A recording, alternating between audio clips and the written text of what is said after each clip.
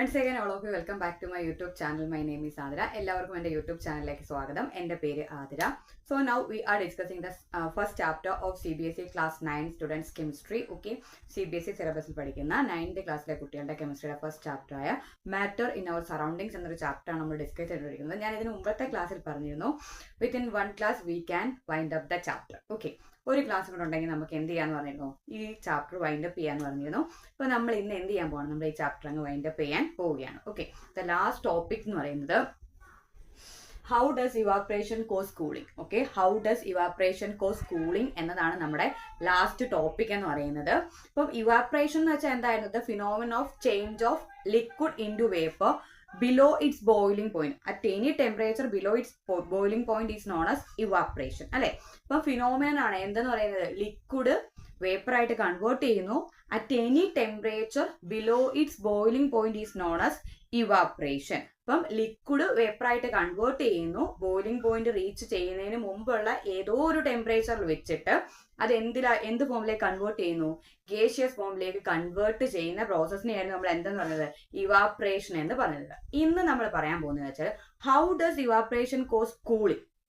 Evaporation നടന്നാൽ surroundings എന്താകാനുള്ള chance ഉണ്ട്, കൂൾ ആകാനുള്ള ചാൻസ് ഉണ്ട്. അത് എന്തുകൊണ്ടാണ് സറൗണ്ടിങ് അങ്ങനെ കൂൾ ആകുന്നത് എന്നതാണ് നമ്മൾ ഇന്ന് എന്ത് ചെയ്യാൻ പോകുന്നത്, ഡിസ്കസ് ചെയ്യാൻ പോകുന്നത്.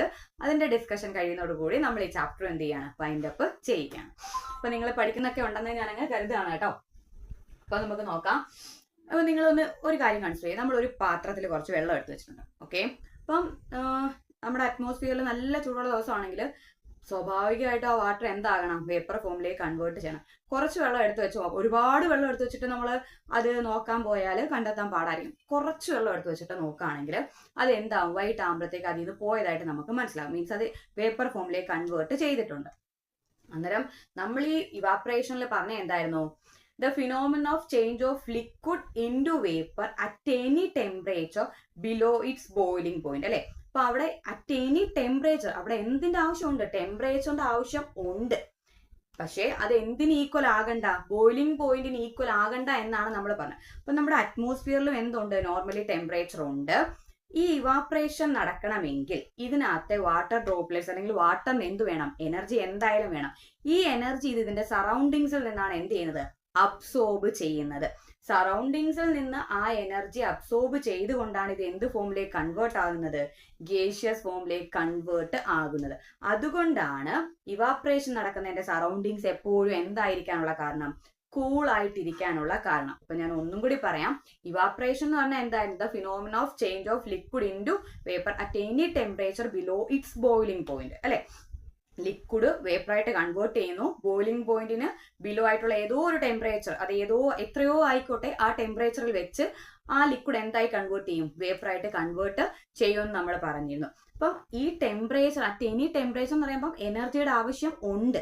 ഈ വേണ്ടുന്ന എനർജി അത് അതിന്റെ സറൗണ്ടിങ്സിൽ നിന്നാണ് എന്ത് ചെയ്യുന്നത്, അബ്സോർബ് ചെയ്യുന്നത്. അപ്പം സറൗണ്ടിങ്സിൽ നിന്ന് എനർജി അബ്സോർബ് ചെയ്യുമ്പം അവിടുത്തെ അറ്റ്മോസ്ഫിയർ എന്താകണം, കൂളാകണം. അതുകൊണ്ടാണ് ഇവാപറേഷൻ നടക്കുന്നതിന്റെ സറൗണ്ടിങ്സ് എന്താകുന്നത്, കൂളാകാനുള്ള കാരണം. അപ്പം അറ്റ്മോസ്ഫിയറിൽ ഇച്ചിരി ടെമ്പറേച്ചർ കൂടി നിൽക്കുകയാണെങ്കിൽ ആ ടെമ്പറേച്ചറിനെ ആരെങ്കിലും അബ്സോർബ് ചെയ്യും, ഈ വാട്ടർ അബ്സോർബ് ചെയ്തിട്ടാണ് ഇത് വേപ്പർ ഫോമിലേക്ക് കൺവേർട്ട് ചെയ്യണം. അപ്പൊ അവിടുത്തെ ടെമ്പറേച്ചറിന്റെ എമൗണ്ട് എന്ത് ചെയ്യണം, നോർമലി കുറയണം. അതുകൊണ്ടാണ് ഇവാപറേഷൻ നടക്കുന്നതിന്റെ സറൗണ്ടിങ്സ് കൂളാകാനുള്ള കാരണം. ഫോർ എക്സാമ്പിൾ, പെൺകുട്ടികളാണെങ്കിൽ വേഗം അറിയായിരിക്കും, അസറ്റോൺ എന്ന് പറയുന്ന വസ്തു ഉണ്ട് കേട്ടോ. അസറ്റോൺ അല്ലെങ്കിൽ നമുക്ക് പറഞ്ഞാൽ വേഗം മനസ്സിലാവും, നെയിൽ പോളിഷ് റിമൂവ് ചെയ്യുന്ന വസ്തു ഉണ്ടല്ലോ, അതിന് നമ്മൾ എന്താന്ന് പറയുന്നത്, അസറ്റോൺ എന്ന് പറയുന്നത്. ഈ അസറ്റോൺ നമ്മുടെ കയ്യിലൊന്നും ഒഴിക്കുകയാണെന്നുണ്ടെങ്കിൽ നമ്മുടെ കൈയുടെ ആ പാം എന്താകുന്നുണ്ട്, തണുക്കുകയും ഇത് എന്ത് ചെയ്യുന്ന ഫോമിലേക്ക്, വേപ്പർ ഫോമിലേക്ക് കൺവേർട്ട് ചെയ്യുകയും ചെയ്യുന്നുണ്ട്. അല്ലെ, അപ്പം ഈ അസറ്റോൺ നമ്മുടെ കയ്യിൽ ഒഴിച്ചപ്പം നമ്മുടെ കൈയുടെ ആ പാം കൂൾ ആയെങ്കിൽ നമ്മുടെ കയ്യിൽ നിന്ന് എനർജി ആര് അബ്സോർബ് ചെയ്തു, ഈ acetone means nail polish remover absorb ചെയ്തിട്ടാണ് എന്ത് ഫോമിലേക്ക് കൺവേർട്ട് ചെയ്യുന്നത്, വേപ്പർ ഫോമിലേക്ക് കൺവേർട്ട് ചെയ്യുന്നത്. അപ്പൊ നമ്മുടെ കയ്യിൽ ഓൾറെഡി ഉണ്ടായിരുന്ന ഒരു ടെമ്പറേച്ചറിൽ എന്ത് വരും, വേരിയേഷൻ സംഭവിക്കും. കാരണം അത് ആര് അബ്സോർബ് ചെയ്തു, ഈ അസറ്റോൺ എന്ത് ചെയ്യും, നമ്മുടെ കയ്യിൽ നിന്ന് അങ്ങ് അബ്സോർബ് ചെയ്തു. അതുകൊണ്ടാണ് നമ്മുടെ കയ്യിൽ എന്ത് തോന്നുന്നത്, ഒരു കൂൾ ആയിട്ടുള്ള ഒരു എഫക്ട് നമുക്ക് തോന്നാനുള്ള കാരണം. അപ്പൊ ഇവാപറേഷൻ നടന്നാൽ സറൗണ്ടിങ്സ് എന്താകാനുള്ള ചാൻസ് ഉണ്ട്, കൂൾ ആകാനുള്ള ചാൻസ് ഉണ്ട്. ഇനി അതുപോലെ ഒരെണ്ണമാണ് ഇപ്പൊ നല്ല ചൂടുള്ള സമയത്ത് ആൾക്കാർക്ക് എന്ത് ചെയ്യും, തറയൊക്കെ ഒന്ന് നനയ്ക്കാൻ വേണ്ടി കുറച്ച് വെള്ളം കൊണ്ടൊന്ന് ഒഴിക്കാൻ കരുതാം. അപ്പം അത് എപ്പോഴും ആ നനവോടെ ഉണ്ടായിരിക്കോ? ഇല്ല. സ്വാഭാവികമായിട്ടും ആ വെള്ളം അവിടെ നിന്ന് എന്താകണം, വേപ്പർ ഫോമിലേക്ക് കൺവേർട്ട് ചെയ്യണം.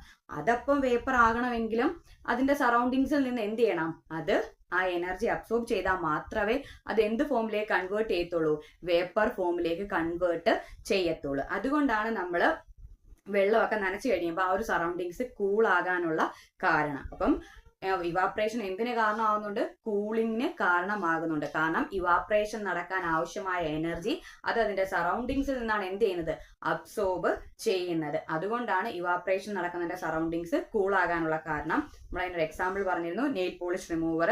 പിന്നെ നല്ല ഭയങ്കര ചൂടുള്ള ദിവസങ്ങളിൽ വെള്ളമൊക്കെ നനച്ചു കൊടുക്കുകയാണെങ്കിൽ, നനച്ചു കൊടുക്കുന്ന ആ ഒരു കണ്ടീഷനിൽ നമുക്ക് അത്യാവശ്യം എന്താവാറുണ്ട്, ഒരു തണുപ്പ് തോന്നാറുണ്ട്. കാരണം ഈ വാട്ടർ ലിക്വിഡ് ഫോമിൽ നിന്ന് വേപ്പറിലേക്ക് കൺവേർട്ട് ചെയ്യാൻ അതിന്റെ സറൗണ്ടിങ്സിൽ നിന്ന് എന്തിനെ അബ്സോർബ് ചെയ്യുന്നു, ഹീറ്റ് എനർജി അബ്സോർബ് ചെയ്യുന്നുണ്ട്. അപ്പൊ അവിടെ എന്താകും, കൂൾ ആകും. കാരണം ഓൾറെഡി അവിടെ ഉണ്ടായിരുന്ന എനർജി ആരങ്ങ് അബ്സോർബ് ചെയ്തു, ഈ വാട്ടർ അബ്സോർബ് ചെയ്തു. അപ്പൊ അവിടുത്തെ എനർജി ലെവൽ എന്ത് ചെയ്യണം, കുറയണം.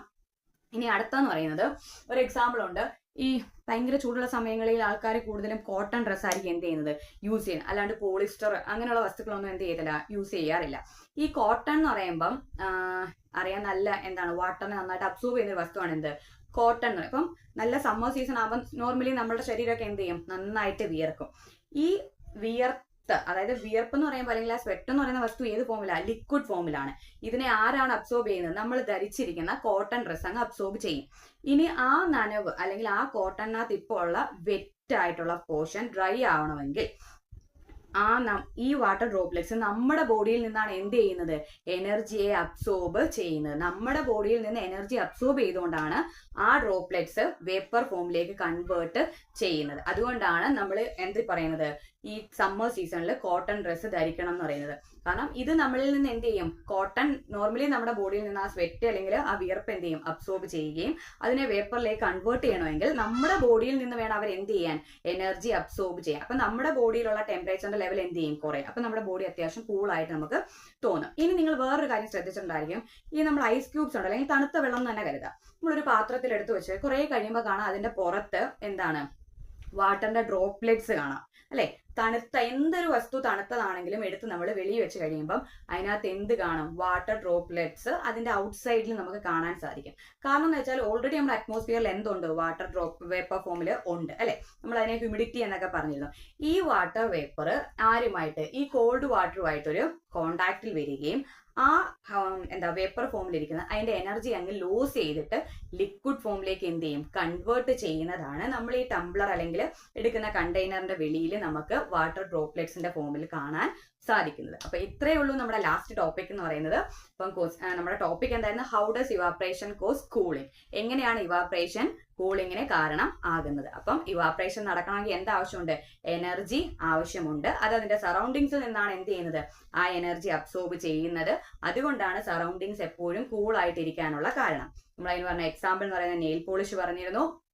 പിന്നെ പറഞ്ഞിരുന്നത് നല്ല ഹോട്ട് ആയിട്ടുള്ള ഡേയ്സിൽ ആൾക്കാർ പരിസരം വെക്കാൻ ഇച്ചിരി അത്യാവശ്യം ഒരു തണുപ്പൊക്കെ കിട്ടാൻ വേണ്ടിയിട്ട് റൂഫിലും തറയിലും ഒക്കെ വെള്ളം നനച്ചിടാറുണ്ട് അല്ലെ. അപ്പം ഈ വാട്ടറിന്റെ ഫോമില്, ഈ ലിക്വിഡ് ഫോമില് വേപ്പറിലേക്ക് കൺവേർട്ട് ചെയ്യണമെങ്കിൽ അത് അതിന്റെ സറൗണ്ടിങ്സിൽ നിന്ന് എന്ത് ചെയ്യും, എനർജി അബ്സോർബ് ചെയ്യുകയും അവിടെ ഒരു കൂളിംഗ് എഫക്ട് കൊടുക്കുകയും ചെയ്യുന്നു. പിന്നെ നമ്മൾ പറഞ്ഞ സമ്മർ ഡേയ്സിന്റെ കാര്യമാണ്. ഇപ്പൊ നമ്മൾ കോട്ടൺ ഡ്രസ്സ് ധരിക്കണം എന്ന് പറയുമ്പോൾ ഈ കോട്ടൺ നന്നായിട്ട് വാട്ടറിനെ നമ്മുടെ ബോഡിയിൽ നിന്ന് എന്ത് ചെയ്യും, മീൻസ് സ്വെറ്റിനെ നമ്മുടെ ബോഡിയിൽ നിന്ന് അബ്സോർബ് ചെയ്യുകയും അതിനെ വേപ്പർ ഫോമിലേക്ക് കൺവേർട്ട് ചെയ്യണമെങ്കിൽ നമ്മുടെ ബോഡിയിൽ നിന്നാണ് എന്ത് ചെയ്യുന്നത്, ടെമ്പറേച്ചർ അതിനാവശ്യമായുള്ള എനർജി അബ്സോർബ് ചെയ്യുന്നത്. അപ്പൊ നമ്മുടെ ബോഡി അത്യാവശ്യം കൂൾ ആവുകയും ചെയ്യുന്നു. പിന്നെ ലാസ്റ്റ് പറഞ്ഞ കാര്യമാണ് ഐസ് അല്ലെങ്കിൽ തണുത്ത വസ്തുക്കൾ എടുത്തു വെച്ചിരിക്കുന്ന പാത്രങ്ങളുടെ പുറത്ത് ആ ഒരു വാട്ടർ ഡ്രോപ്ലെറ്റ്സ് ഫോം ചെയ്യാനുള്ള കാരണം ഓൾറെഡി നമ്മുടെ അറ്റ്മോസ്ഫിയറിലുള്ള വാട്ടർ വേപ്പറും ഈ കോൾഡ് വാട്ടറുമായിട്ട് കോണ്ടാക്റ്റിൽ വരികയും ആ വാട്ടർ വേപ്പർ അവരുടെ എനർജി ലോസ് ചെയ്തിട്ട് ലിക്വിഡ് ഫോമിലേക്ക് കൺവേർട്ട് ചെയ്യുന്നത് കൊണ്ടാണ് ഇതിന്റെ പുറത്ത് നമ്മൾ എന്ത് കാണുന്നത്, വാട്ടർ ഡ്രോപ്ലെറ്റ്സിനെ കാണുന്നത്. അപ്പം ഇത്രയുമേ ഉള്ളൂ നമ്മുടെ ഫസ്റ്റ് ചാപ്റ്റർ എന്ന് പറയുന്നത്. അപ്പൊ നന്നായിട്ട് പഠിക്കാം, നല്ലൊരു സ്കോർ നേടാൻ നിങ്ങൾക്ക് കഴിയട്ടെ. Okay, thank you.